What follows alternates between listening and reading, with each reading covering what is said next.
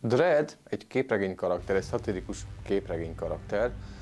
Nem az első filmes adaptációja a 12-es Dredd, volt még egy korábbi Stallone adaptáció.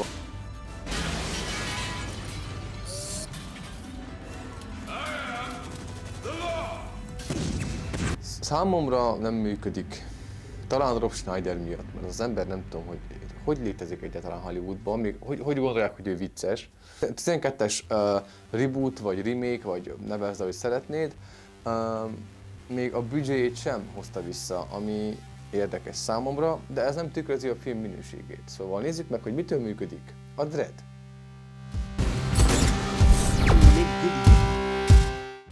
Én a képregényekkel nem vagyok tisztában, olyan szinten, hogy tudom, hogy ez egy szatirikus karakter akar lenni, kicsit ilyen robotzsaru vonzata is van, mivel az első dizájnok között hasonlít a Dredd bíróra robotzsaru, meg hasonló a tónusa a képregényeknek, de nagyon jól kezdi felépíteni a világot. A film, ami aztán végül sehova nem jutott ki, ezért bánom egy kicsit, hogy nem láttunk többet Mega Cityből, csak egy bizonyos részét.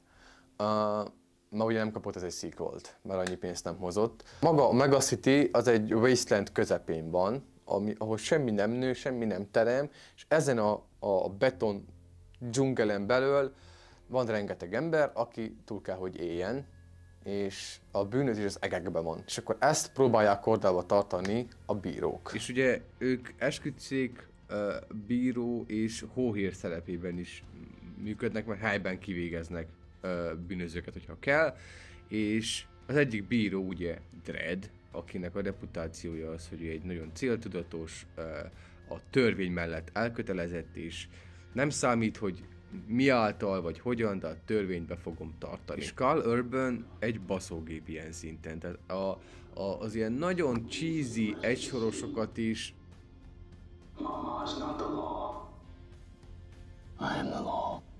úgy tudja elmondani, hogy a bokád lefosod. Érdekes ez a megközelítése, hogy gyakorlatilag ez a társadalom, amit kialakult, és a bűnözés az annak köszönhető, hogy ez egy ördögi kör. Mert limitált minden, és akkor emiatt kialakul egy bűnözési hullám, ami egy ördögi körhöz vezet, és ennek sose lesz ennek vége. Ilyen szint. És az érdekes, mert például az Anderson karaktere, aki a Rookit játsza, az újoncot, az meg ezt akarja megtörni, ez a motivációja arra, hogy ő bíró legyen. Why do you want to be a judge?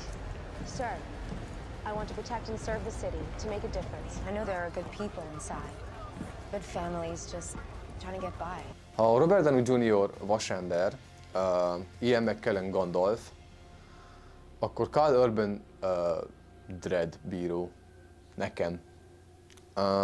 Nem látjuk az arcát egyáltalán a filmben, csak a száját és a hangját halljuk. Tetszik az, hogy neki ez a hatalmas nagy event, hogy lezárják ezt az épületet és be vannak oda rekedve, ez neki egy keddi nap. Tehát nem úgy reagál, hogy úristen, most akkor mi van, hanem ez egy átlagos keddi nap. Nem futtatják amúgy nagyon sehová ki őt, nincs egy ilyen karakter árkja. Gondolom, hogy az rendezői döntés volt olyan szinten, hogy a sequelökre is számítottak, és akkor majd kifutották volna egy másik irányba a karaktert. Itt nincs egy karakter arc. Ő ez a tipikus western hős, aki elmegy egy városba, kiforgatja a ságjukát mindenkinek, és azzal megy tovább a naplementébe. Nem változik az ő karaktere vagy hozzáállása ehhez a világhoz. Neki egy célja van. A törvényt betartatni bármilyen módon, de felül. Ott a hajléktalan csávó, akivel találkoznak az épületen kívül, és szól neki, mikor mennek be, hogy Don't be here when we get back. Warned you. Get up. You're headed for the cubes. És ha Dreddre hallgatott volna, és akkor elmegy onnan. és van benne valamennyi empátia is azért, mert két gyerek fegyvert fogás, itt rá is lőnek a gyerekek. Nem tudják ők se, hogy miért, és szerintem itt lehet valahol ennek a nyitja, hogy miért nem szedi le őket, és még csak stanolja. Ők nem tudják, hogy miért lőnek rá. Csak tudják, hogy egy bíró, és akkor oké, akkor I guess lelőlek. Na, de csak tanulja őket, tehát valamennyi empátia, vagy nem tudom, ezt empátiának lehet nevezni, nevezzük empátiának, valamennyi empátia azért van benne. És amúgy, amit a film nagyon jól csinál, és ebből sok mostani hollywoodi film is tanulhatna, és író tanulhatna, hogy show don't tell szabálya alapján van ez a karakter bemutatva.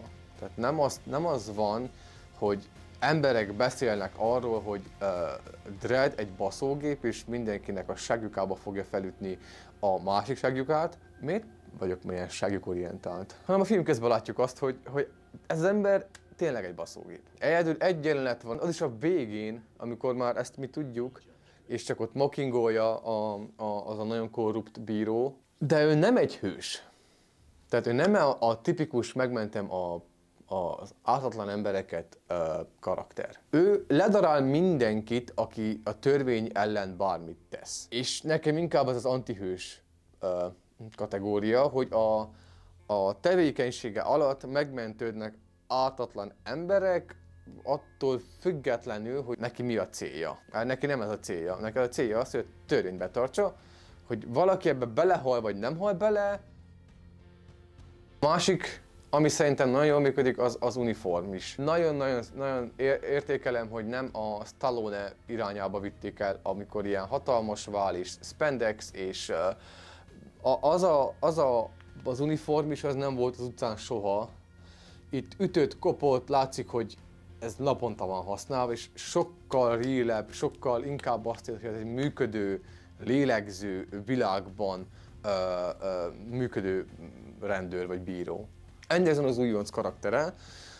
Na most ő ellentéte teljesen Dreddnek, az idealista felfogású újonc, aki meg akarja váltani a világot, tud olvasni emberekbe, meg a gondolatikkal tud játszani, meg ilyesmi. És akkor emiatt ő kapott egy másik ilyen extra lehetőséget, hogy bíró legyen, mert elbukta az akadémián a tesztet, azt hiszem, és berakták Dredd mellé. Van egy nagyon jó build-up amúgy. You ready? Yes, sir. You don't look ready. Mennyire árnyalódik az ő világképe is a végére, mikor látja azt, hogy valószínűleg ez a szituáció, ami kialakult ebben az épületben, hogy be vannak ide zárva, és gyakorlatilag le akarják őket mészárolni.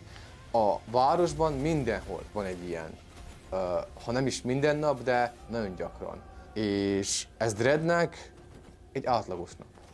És neki ez egy annyira ilyen turning point a karakterének látszik, hogy itt átértékeli a dolgokat, és onnantól kezd kicsit így magabiztosabban viselkedni, meg elkezdeni bízni a saját képességeiben. Érdekes a dinamika a két karakter között ilyen szinten, mert ugye Dredd, aki a törvényt tartja be, attól függetlenül, hogy ennek mi a járulékos kára, ugye Anderson ki is végez valakit, akiben még ő se biztos, hogy megérdemli a kivégzést, viszont ott van Dredd, akinek ő meg akar felelni, mert ő dönti el, hogy ő majd akkor bíra lesz, vagy nem lesz bíra. És hát kivégez valakit, és akkor igen, találkozik annak a feleségével és a gyerekével. Jegyezném meg, hogy 2 dolgot érzek a filmmel kapcsolatban, ami ilyen nagyon erőltetett plot device. Az egyik ez, hogy pont azzal a családdal találkoznak, akinek éppen a családfőjét kivégezte Anderson.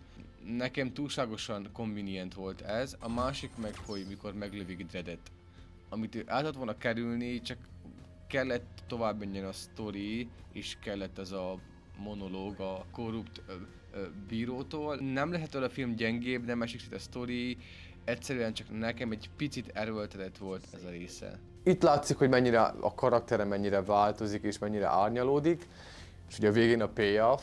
Ready? Yeah. You look ready. Na most Mama karaktere, ő és Dredd ugyanannak az éremnek a két oldala. Mindenketten kompetensek, tapasztaltak és eltökéltek a céljukkal kapcsolatban. Mindegy, hogy mi a járulékos kár, ő eléri a célját.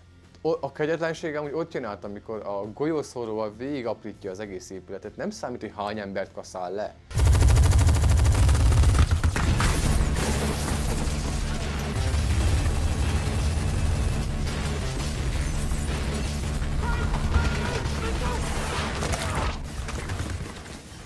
Viszont az is látszik a karakteréből, hogy ő legszívesebben bárhol lenne, csak nem itt. Leginkább szabad lenne. Ami ebben a városban azt jelenti, hogy ő meghalna. És itt per pillanat számára a halált Dredd jelképezi. Egymások nem találkoznak a film végéig, ő csak videófelvételen, meg így árnyékokból látja. Ilyen szinten van azért Dredd misztifikálva a filmben, az operatőri munka ezt alátámasztja. Jó, nem kell azért sajnálni, mert ezért tényleg egy pszichopata patkány ez a nő. A végén ráköt egy szívmonitort magára, csak azért, hogy ha ő meghal, akkor mindenki megy vele, mert egy patkány. Ja, és nem tudok elmenni Domhnall Gleeson karaktere mellett. Ő bármit játszik, ő nagyon jó. Ha egy jó rendező van mögötte, nem a Star Wars-ra gondolok, ott is az Ébredő Erőben nagyon jól hozta ezt a hitleri, nagyon elborult fasiszta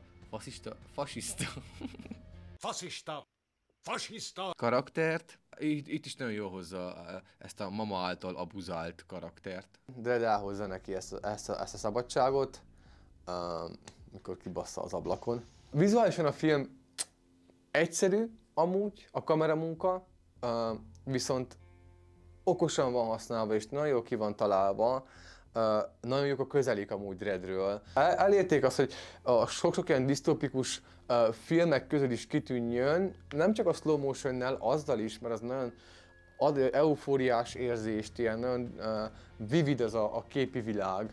És azt hiszem, hogy a Phantom Flex-el vették, az ilyen sok-sok ezer FPS-sel. Nem úgy van használva a slow motion, mint ahogy Michael Bay használja a slow motion-t, hogy azért slow motion, mert jól néz ki. Jól is néz ki, viszont azt alátámasztja a sztorit.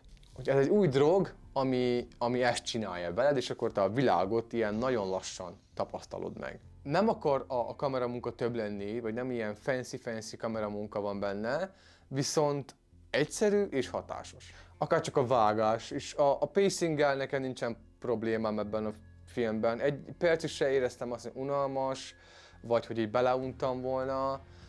Viszont a zene az felejtős. Nem maradt meg semmi. Nincs, mint a Robot Zsarunál például az ilyen main theme song, amit úgy megmarad, vagy mit tudom én, a Rocky-nál, vagy akár. Nincsen ilyen, a zenéje az nagyon felejtős lett sajnos. Nagyrészt practical dolgok voltak, minimális CGI-t használtak, megépítették a Lawgiver 2-t is, tehát az egy átalakított, azt hiszem Glock. Amit hiányolok, és ide kellett volna, hogy ami a Robot Zsaruban használtak, hogy ezek a vérpatronok, amikor lőnek, hogyha azt használták volna, ez számomra rejtély, hogy ez a film miért bukott meg. Mert mint vágásban, mint sztoriban, mint karakterekben nem rosszabb, mint a John Wick például. És a John Wick az hatalmas franchise-en nőtte ki magát, ha még a vége baromság is lesz szerintem. Nem kellett volna ezt eddig húzni. De hát, ha én reménykedem benne, hogy lesz egy második rész, és ezt tudjuk továbbvinni, ezt a fajta Dreddet, mert nekem ez nagyon-nagyon tetszett, és látnék belőle sokkal, de sokkal többet. Inkább ebből néznék meg egy 4 részes sorozatot, mint a John Wickből. A következő videó az egy hosszabb elemzés lesz amúgy, és még nem tudom, hogy melyik filmet szeretném elemezni. Ilyen rövid videó, mint ez, meg van írva egy pár, viszont elemzést szeretnék csinálni, mert most így azt érzem, hogy azt most ahhoz lenne kedvem őszintén.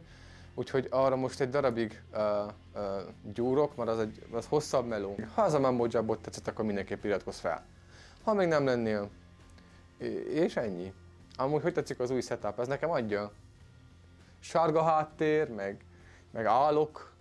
Szerintem azért voltam befrusztrálódva a többi videónál, mert folyamatosan ülve nem tudok itt táncikálni. És nekem le kell foglalni a testem, miközben beszélek, mert hanem így mennek el a gondolataim. Szerintem most is elkalandoztam, már rákalandoztam. Mindegy.